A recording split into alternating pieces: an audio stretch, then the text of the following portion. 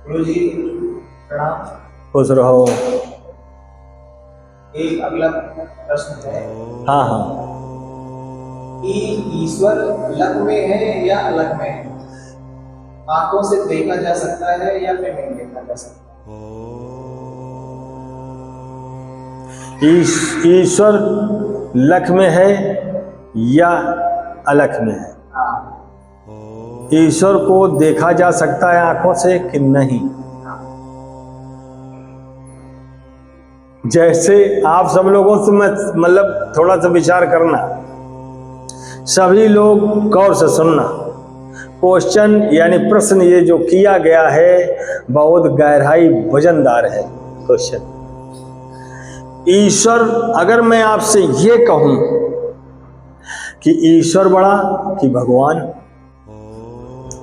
तो मुझे मालूम है कि आप एक हफ्ता बुद्धि यानी तराजू चलाते रहेंगे, उत्तर नहीं दे पाएंगे। समझ बात आई? हाँ, ईश्वर बड़ा कि भगवान। और आपकी सोच में ये है कि चाहे इस आंख से देख लो और चाहे इस आंख से देख लो, बात एक है।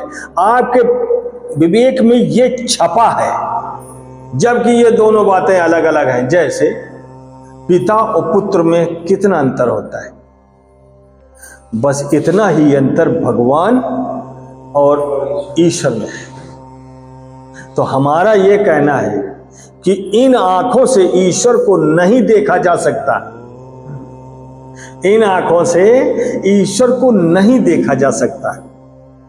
उसी चीज को तुलसीदास ने कहा, बिन पग चले सुने बिन काना, कर बिन कर्म करे बिद नाना। अब आगे चलते हैं उसी चीज को। शंकर जी ने कहा अलख निरंजन। शंकर जी बोले तो वो जो अलख निरंजन, जो आंखों से नहीं देखा जा सकता, वही मेरा नारायण है। जैसे छोटी सी बात पर आओ, मेरे अंदर एक जीव आत्मा है, मेरे अंदर, मैं तो जीव हूं लेकिन आत्मा ये बैठी। आत्मा जो है अगर ये निकल जाए तो जीव धरा का धरा रह जाए। ये बात सही कि नहीं सही?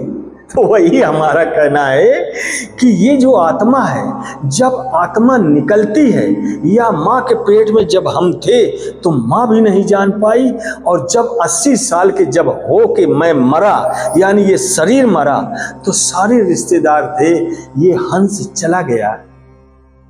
इसलिए हमारा कहना है कि जैसा पिता है वैसे ये पुत्र है, यानी आत्मा। इसलिए आत्मा परमात्मा का रूप धारण है, बिल्कुल एक से हैं, ना कोई इधर है ना कोई उधर है। तो वही हमारा कहना है, ये भी प्रकाशित है आत्मा, और जिसको हम रूह के नाम से जानते हैं।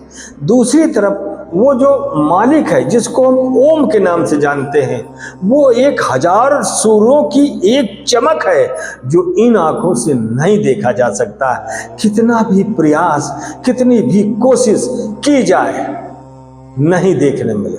अगर देखना मिलेगा तो आप बैठे कहां? जिस हिसाब से संत अपने हृदय में उस परमात्मा को देखा, गौतम बुद्ध ने देखा, तुलसीदास ने देखा, रविदास ने देखा, कबीर साहब ने, नामदेव ने देखा, नानक साहब ने देखा, मीरा ने देखा, अपने नारायण को हृदय से लगाते।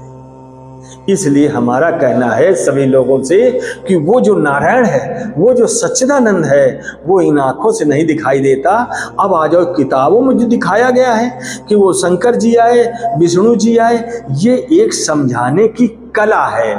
कैसे आपको समझाया जाए? मान लो अलख है तो कैसे पता चलेगा? है ना, मीरा को जहर का प्याला दिया गया, जहर था, और वो जो जहर अमृत बन गया, लेकिन कन्हैया नहीं दिखाई दिए। उसी हिसाब से जब द्रौपदी का चीर हरण हो रहा था, कन्हैया नहीं दिखाई दिए। आखिर साड़ी कहां से आ रही है? वो अलख निरंजन। इसलिए उस अलख निरंजन को हृदय में समाहित करिए। ये गुरु आपको समाहित करने की विद्या कह लो या रास्ता बताता है। इसलिए हमारा कहना है कि ईश्वर को समझने के लिए अनुभूति की जरूरत है। इन आंखों से ईश्वर को नहीं देख सकते। सब लोगों के समझ में आया? बोलो वृंदावन बिहारी लाल के।